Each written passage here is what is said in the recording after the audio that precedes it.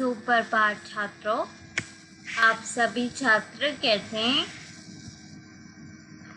आपके सामने एक चित्र है, तो बताइए विद्यार्थियों ये चित्र किसका है? हमने पिछले कक्षा में भी इसका वाचन किया था। बताइए। घर में रोशनी कुछ पढ़ सी गई है। पापा लगता है काम से घर आ गए हैं। तो बताइए।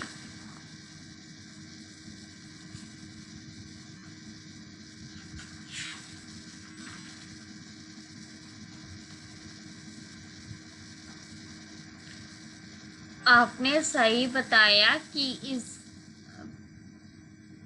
इन पंक्तियों में पापा की बात की गई है। तो हम बताइए अब कौन सा पाठ पढ़ रहे थे? तो हम पढ़ रहे थे पापा खो गए हैं।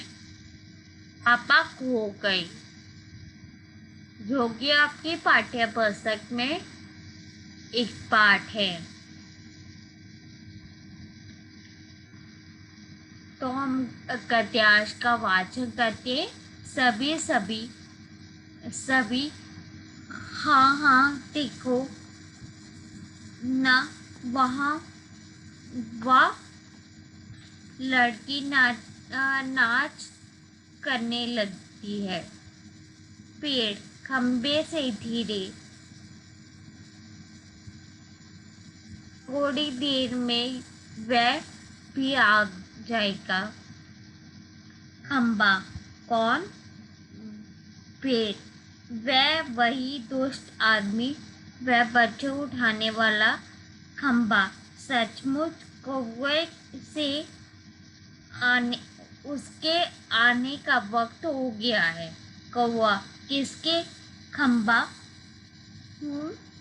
उस बच्चे उठाने वाले का। इसे सभी ले जाएगा वह। तो विद्यार्थियों इसका वाचन कीजिए।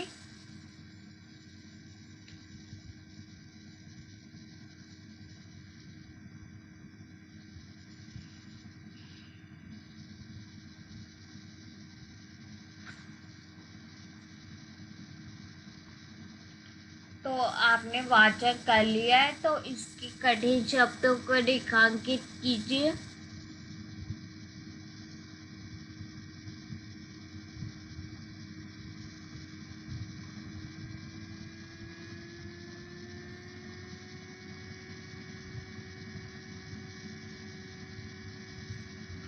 विद्यार्थियों आपने वाचन कर लिया, कठिन शब्दों को रेखांकित कर लिया है। तो आप कठिन शब्द कोई नहीं लग रहा? बताइए। तो इसकी व्याख्या कीजिए।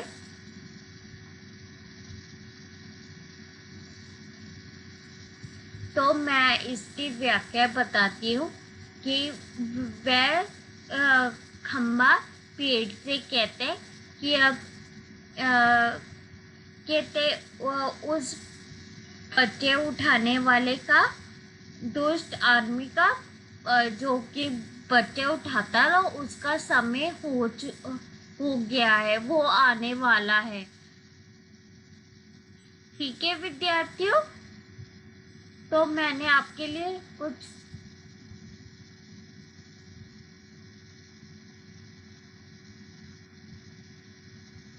प्रश्न लिखा है, तो मुझे बताइए संज्ञा क्या होती है? पहले तो मुझे बताइए। संज्ञा वह शब्द जो किसी प्राणी, वस्तु, स्थान, गुण, अवस्था, भाव एवं विचार का बोध कराता है, वह संज्ञा होता है। जैसे कि राम एक प्राणी का नाम, व्यक्ति का नाम है ना, तो ये हो गया संज्ञा।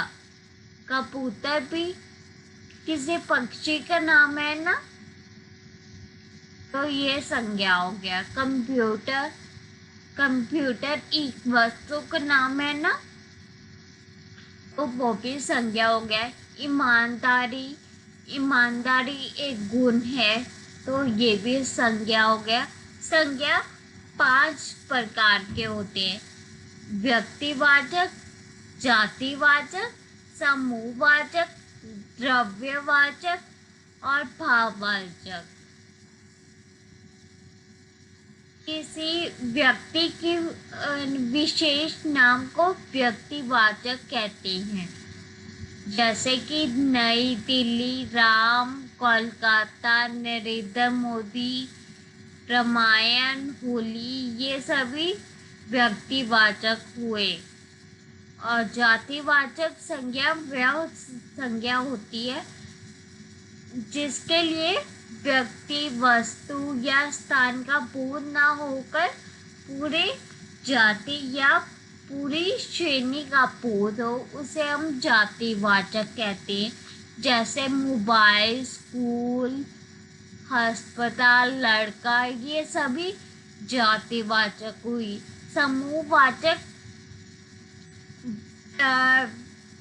वह संज्ञा होती है जिसपे एक तरह के व्यक्तियों या वस्तुओं के समूह या झुंड का बोध होता है, उसे हम समूहवाचक कहते हैं। जैसे कि वर्ग, भीड़, गुच्छा, दल, झुंड, ये सभी समूहवाचक संज्ञा के उदाहरण हैं।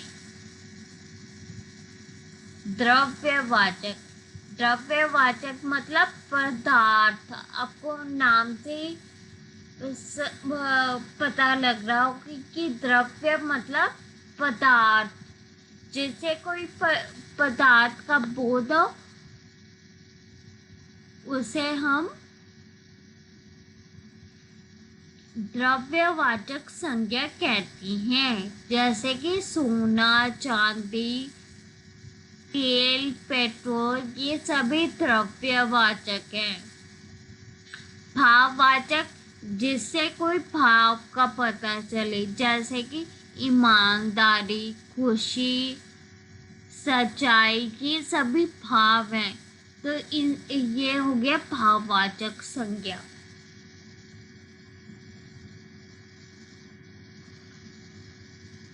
तो जैसे कि मैंने एक उदाहरण लिखा है, सुरेश भाषण प्रतियोगिता में प्रथम आया, इसलिए वह दौड़ता हुआ स्कूल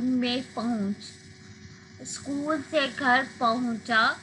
इस बात को अपने माता पिता को बताते हुए वह बहुत खुश लग रहा था।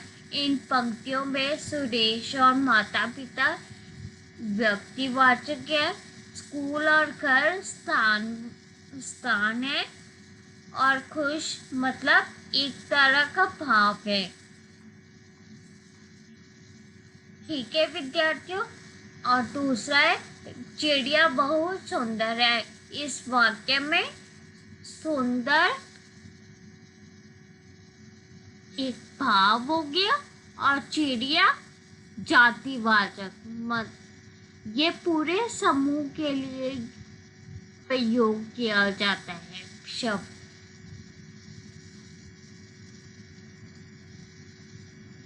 तो किसके आने का वक्त हो चुका था? तो विद्यार्थियों बताइए, किसके आने का वक्त हो चुका था? बच्चे उठाने वाले के आने का वक्त हो चुका था।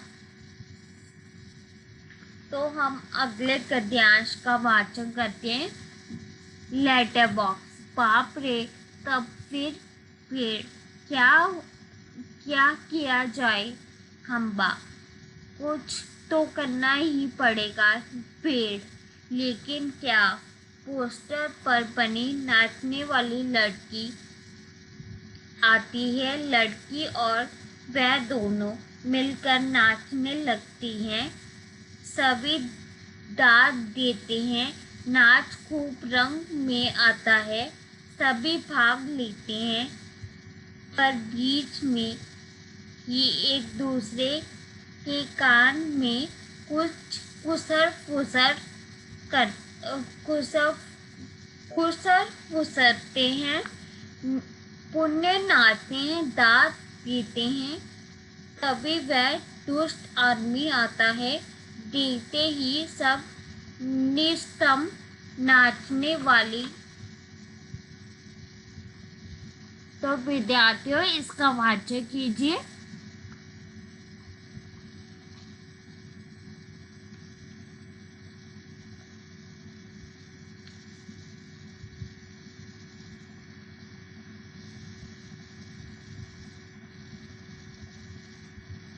तो विद्यार्थियों, इसका कठिन शब्दों को रेखांकित कीजिए।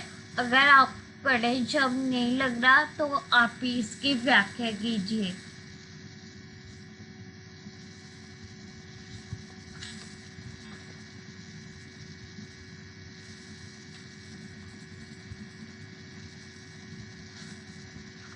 आपने बहुत अच्छे व्याख्या की।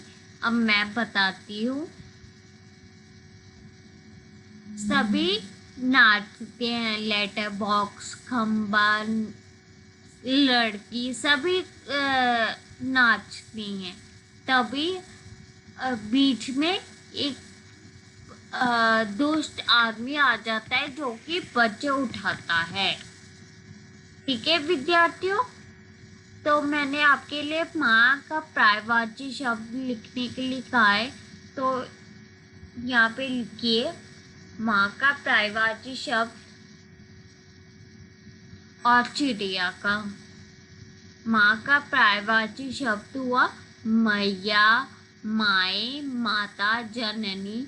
चिड़िया का घमचर, नभचर, गंचर, पक्षी। ये सभी चिड़िया के पर्यायवाची शब्द हैं। तो मैंने आपके लिए विलोम शब्द भी लिखे हैं। विलोम शब्द का मतलब होता है उल्टा लिखना। कठोर का विलोम शब्द बताइए। और पास का। कठोर का कोमल या मृदुल। पास का दूर। ये सभी पर्यायवाची विलोम शब्द हैं इसके। कठोर का विलोम शब्द क्या है? अभी मैंने बताया आपको। कठोर का मृदुल। कठोर कोमल। तो हम अगले गद्यांश का वाचन करते हैं। पोस्टर के बीच जा खड़ी होती है। सभी अपनी अपनी जगह पर और वह लड़की घबरा कर पेड़ के पीछे दुब जाती है। आदमी मूंछों पर हाथ फेर कर लगता है वहां पेट भर खा लिया। अब आगे चला जाए। लड़की वहां सो रही थी। वहां देखता है, फिर कोट भी वहां दिखाई पड़ता है। उसका चेहरा बदला है। वहां गई कहाँ वह छोकरी। मैं छोड़ूंगा नहीं उसे, अभी पकड़ के लाता हूँ।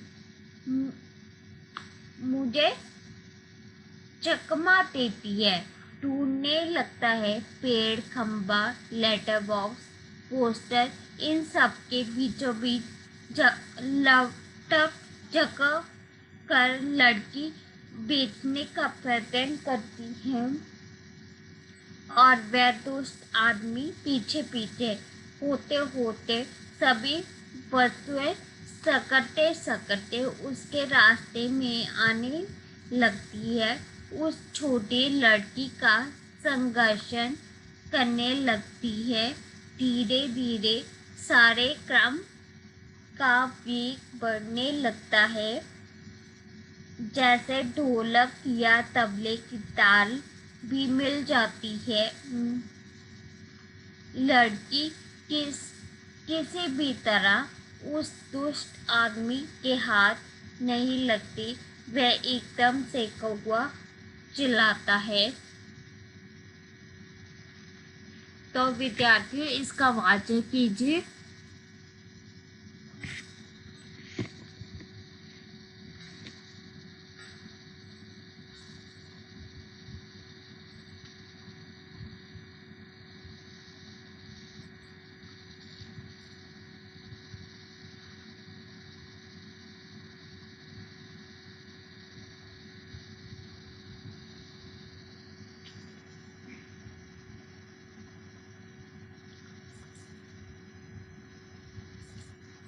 विद्यार्थियों, आपने बहुत अच्छा वाचन किया।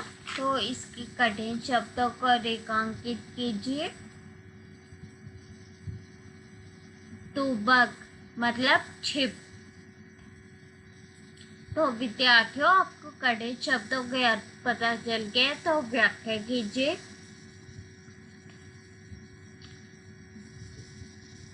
अब मैं बताती हूँ। आपने व्याख्या बहुत अच्छे से की। अब मैं बताती हूँ। सभी अपनी अपनी जगह पर चले जाते हैं। वह लड़की पेड़ के पीछे छुप जाती है और वह आदमी सोचता है सब कहते हैं वो लड़की कहाँ चलेगी जिसको मैंने पकड़ा था। अगर वह मिल गई तो मैं उसको छोड़ूंगा नहीं। वह लड़की मुझे चकमा दे गई है। सभी पेड़, खंबा, लेटर बॉक्स, पोस्टर, इन सबको बीचों बीच वह लड़की अपने आप को बचाने का प्रयत्न करती है। वह दुष्ट आदमी पीछे पीछे चलता रहता है। जब अगर वह कहते दुष्ट आदमी लड़की को पकड़ने की कोशिश करता है, तभी एकदम से कौवा चिल्लाता है।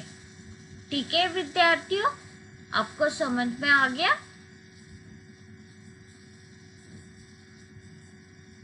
तो मुझे बताइए विराम चिन्ह क्या होते हैं। पहले तो बताइए। विराम चिन्ह का मतलब होता है कि थोड़ा सा ठहराव करना। हिंदी में कई विराम चिन्ह होते हैं, जैसे कि आपके सामने है अल्प विराम। अल्प विराम मतलब ये। पूर्ण विराम। पूर्ण विराम मतलब ऐसे। योजक मतलब ऐसे। योजक। प्रश्नवाचक मतलब प्रश्न पूछना। विस्मय बोधक मतलब पूर्ण विराम की जगह डाल के फिर नीचे एक बिंदी डाल देंगे तो विस्मय आदेश बोधक बन जाएगा।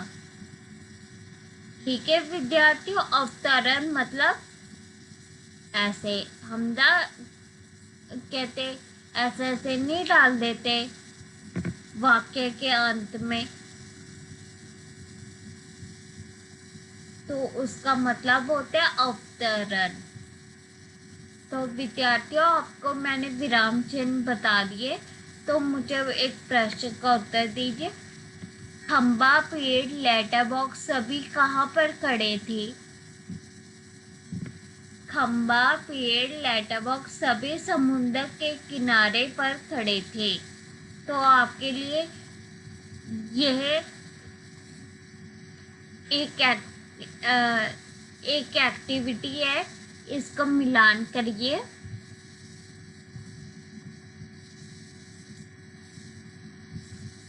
कठोर मतलब सखर। उजला मतलब प्रकाश। भय मतलब डर। ठीक है विद्यार्थियों, ये आप देख लीजिए।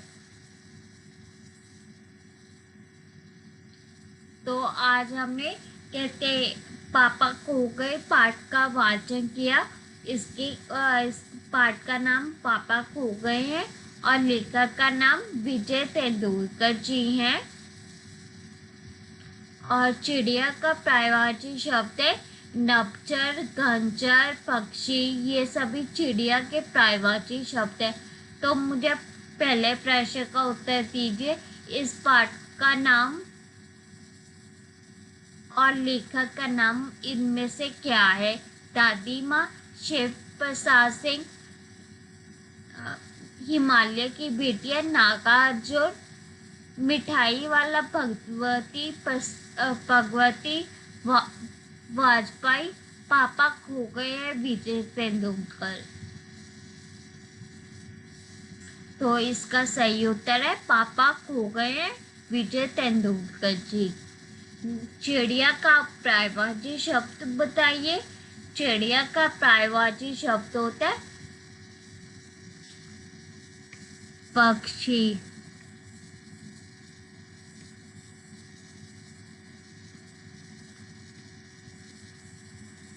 नभचर, ये सभी चिड़िया के पर्यायवाची शब्द हुए। ठीक है विद्यार्थियों,